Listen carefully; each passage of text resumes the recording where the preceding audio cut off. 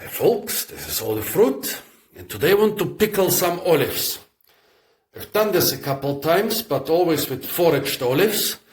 This time I decided to buy some in a Turkish ethnic shop in Mannheim in Germany. Why am I doing this? Well, Germany is not really an olive growing area, so the olives which are grown here for ornamental purposes are usually quite frost hardy, quite, you could say, primitive / traditional varieties. And that's why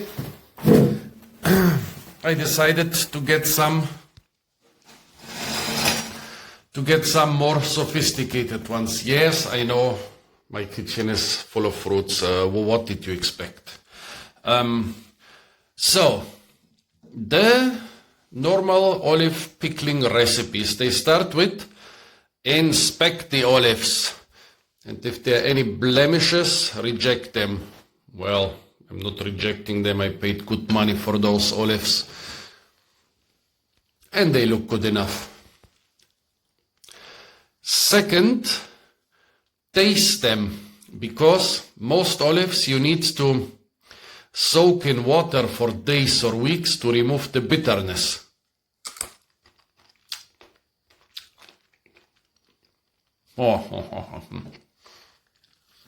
Yeah, they are bitter, all right. Third thing, cut them. The more you cut into them, the faster they're gonna bitter and astringent. The faster they're gonna lose their bitterness. Okay, since I need both hands for this, you will just see the end result. Actually, I forgot that I have my beautiful but camera shy assistant who can film me with this. So, somebody says, come closer, and olive is a small thing. Somebody says, and focus on the olive, to cut the olive on all four sides.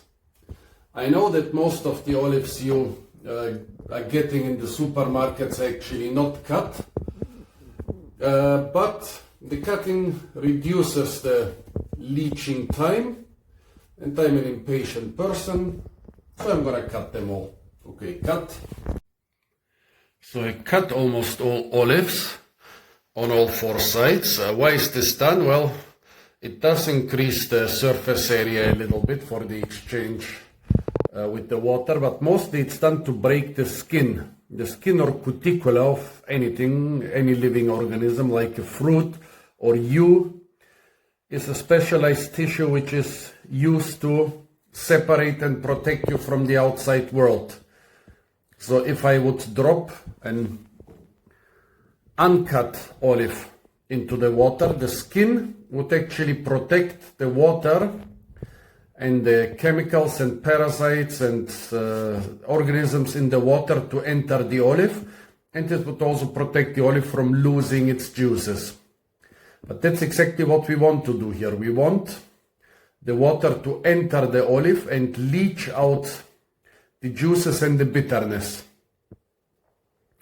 So I wonder how the pickled olive was discovered. Probably some Stone Age people somewhere around the Mediterranean found olives lying in some puddle or some creek, and then they were so desperate they ate them and noticed they are not as bitter as the ones hanging on the tree. And probably that's how they started it. So yeah, I cut most of them. I left 4 or 5 uncut just for comparison. Next step, wash them. Ideally it should have been done before cutting them, so that some chemicals and stuff which might be on the surface of the olives don't enter the fruit, but I was too lazy. So washing them, draining them,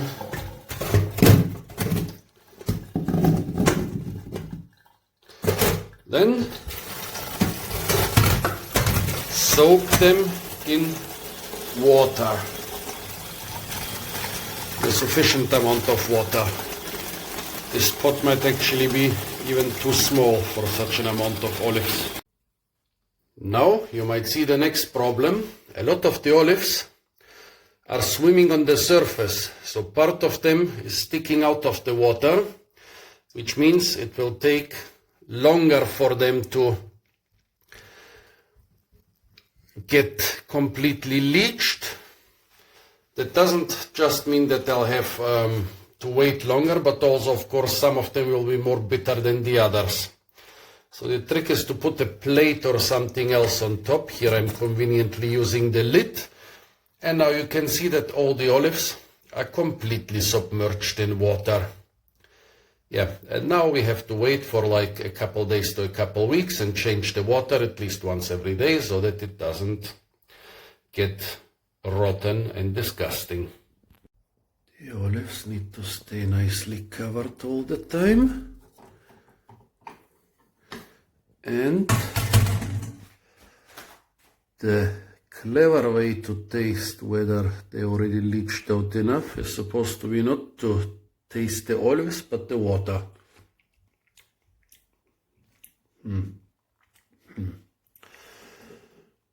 Almost no bitterness in the water. I mean, we do change it twice a day instead of once, but let's try an olive. Oh. There is still very much bitterness in the olives.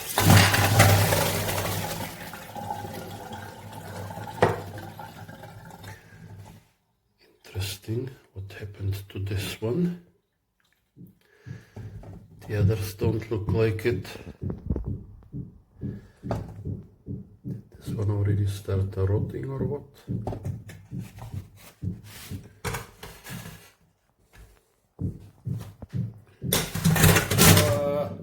Stay here, you parent lovers.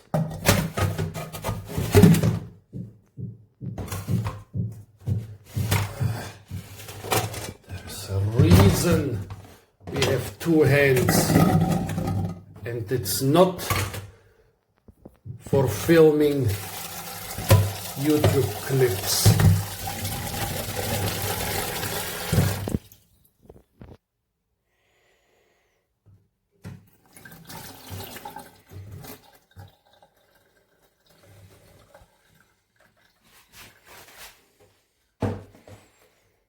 No bubbles, everything nice and neatly covered. Over 3 weeks later, my beautiful but camera shy assistant had meticulously changed the water twice a day. However, this morning she hasn't changed it yet. See the little bubbles? Also, there are a lot of bubbles at the edge. But what is even more concerning than her forgetting to change it is something else.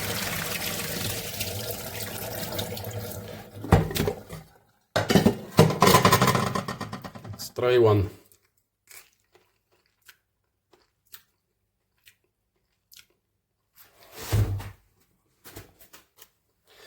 Still very bitter, although it already acquired some taste of pickled olives.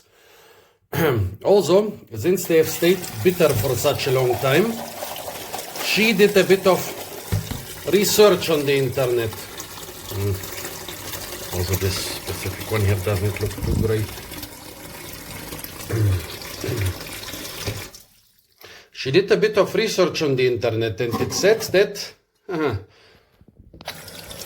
with Turkish olives, it can actually take up to 3 months. Like, and at the beginning you're supposed to change the water daily, later weekly. Well, no chance we are gonna continue this for 3 months, because we wanna be somewhere in a warm place in 3 months. Well, this reminds me of my old olive pickling experiments, where I foraged some random olives from the from ornamental trees here in Germany. The small ones, which look a lot like the subspecies Oleaster or old, very primitive varieties, I never managed to debitter them, while bigger ones, well, bigger half the size of those, they were quite easily debittered within just a couple days. I mean, those look like a biggish, modernish variety, but as I said, my assistant checked online and says here with the Turkish ones, it's not 10 days like with many others, it's more like 100 days. Oh my. Yeah, so she read, you have to change it only once or twice a week, and so that's what she's doing now. The interesting thing is,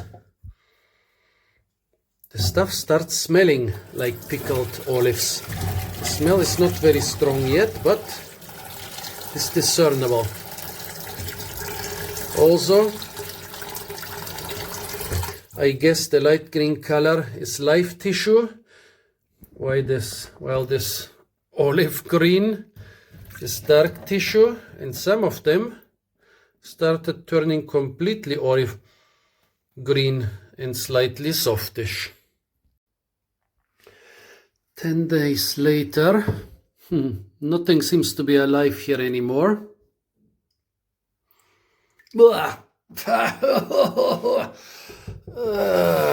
And it smells rotten.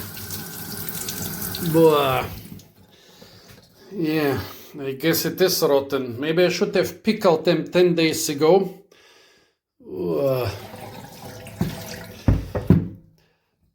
And yes, I know what my sink looks like. I did some work with aloe recently and haven't washed it. I think I should have pickled them 10 days ago when they smelled like pickled olives, like the typical smell of pickled olives.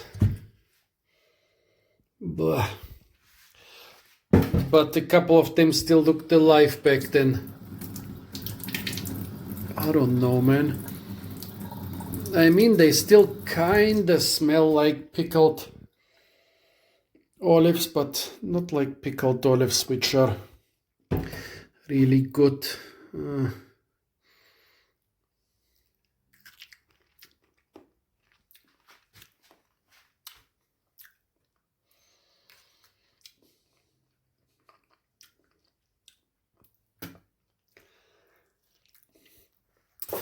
And guess what? There are some remnants of the bitterness in here. Smelling rotten, still being bitter. I guess sometimes you just have to concede defeat. Pity. It was a nice experiment, but nope. Big, stinky, bitter nope. So folks, tell me, have you ever tried to pickle Turkish olives? What were your experiences with Turkish olives? Apart from that, stay tuned for a lot of fruit videos from the beautiful and incredibly fruit-rich ethnic shops of Germany. If you don't believe me that I have aloe. And of course, don't forget to like, share, comment and subscribe.